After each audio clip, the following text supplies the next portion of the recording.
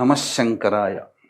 వీక్షించేటువంటి ప్రేక్షకుల చాలామంది వివాహ సమస్యలు, దాంపత్య సమస్యలు, వ్యాపారాభివృద్ధి, ఉద్యోగ సమస్యలు, ధనపరమైన సమస్యలతో సతమతమవుతున్నారా?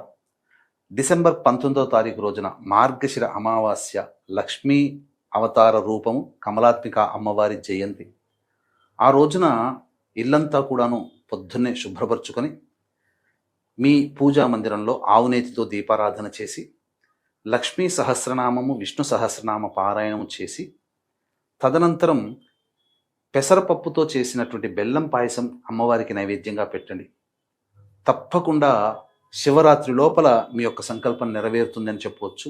అంతేకాకుండా ఈ రోజున ప్రధానంగా ఒక మంత్రం చెబుతాను. ఆ మంత్రాన్ని 1008 సార్లు మీరు జపం చేసుకోండి. ఓం మహాదేవ్యై చ విద్మహే విష్ణుపత్న్యై చ ధీమహి